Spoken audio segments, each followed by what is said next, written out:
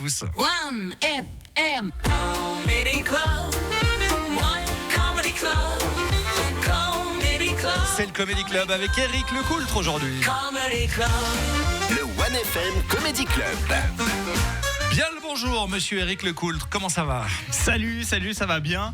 La semaine dernière, j'ai vu une pub pour le concert du groupe américain The Offspring qui aura lieu en 2025 à Zurich. Incroyable. The Offspring. Non mais incroyable, grosse nouvelle. Ce groupe existe toujours. Hein. Moi, je ne le savais pas. Je le croyais mort au paradis des choses cool de mon enfance, en compagnie des Tamagotchi, des Pantacourt et de Bill, du Big Deal. Et non, ils sont toujours là. Hein. Et du coup, la question que je me pose, c'est est-ce bien raisonnable de maintenir un tel groupe en vie, hein? Non, mais comme tous les groupes de punk rock de cette époque, ils chantent des morceaux sur la jeunesse dans les lycées américains, les bourrages de gueule entre les potes. Mais là, le leader du groupe, il a bientôt 60 ans. À cet âge-là, on parle pas du fait qu'on est parvenu à ploter Brittany à la fête de Brandon. On parle plutôt de placement immobilier ou de sa marque de prothèse de hanche préférée. Hein. Je suis pas sûr que ça ferait d'excellentes chansons. Hein. Mais c'est comme à la dernière édition du Paléo. J'ai eu la gêne d'assister au concert de Sean Paul. Hein, c'est maintenant un monsieur de 51 ans qui chante des chansons qui parlent principalement de sexe, de cul et aussi de baise. Sur scène, il danse avec des jeunes femmes en string, mais il a l'âge d'être leur père. Il devrait, je sais pas, plutôt leur apprendre à allumer un barbecue, leur payer des études, n'importe quoi d'autre, hein, plutôt que de frotter ses cuisses sur leur postérieur. Et dans une de ses chansons, il dit par exemple « Je te donne de l'amour comme une flèche ». Mais quelle audace! Le problème, c'est que la flèche s'est transformée en knacky périmé, quoi. Vous imaginez dans 20 ans la gueule des fans de Sean Paul? Ce soir, on a concert, alors Thérèse, tu décolles le cul de ton fauteuil, tu sors les shorties, ça va twerker sale, hein.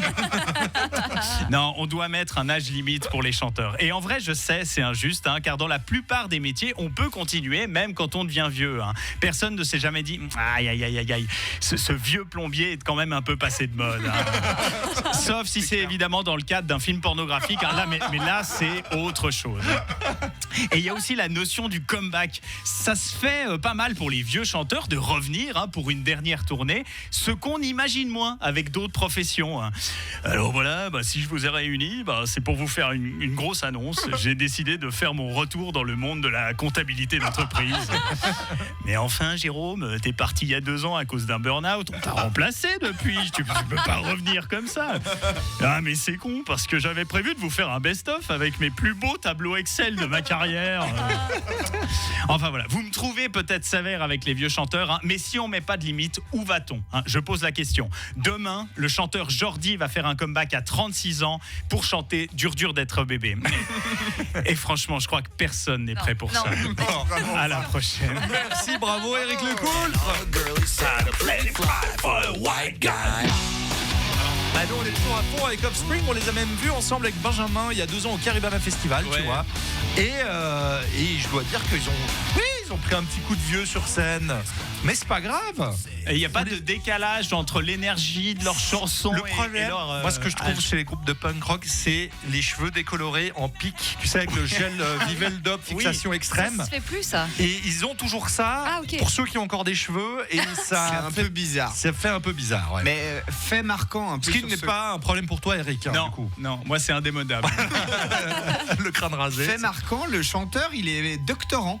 Voilà, il est prof en biologie moléculaire, le gars. Et il continue de temps en temps à aller faire des concerts. Ouais, j'aurais dû t'appeler avant d'écrire cette chronique. Non, mais c'est génial. Ah, mais je trouve ça fou de faire du rock et avoir une blouse en biologie moléculaire. Pendant les vacances d'été, il prépare pas les cours de la saison l'année d'après. Non, il part en tournée mondiale. Ça. Voici Mika, Big Girl. Et puis c'est le retour de Lindsey Vonn. On l'a appris, elle sort de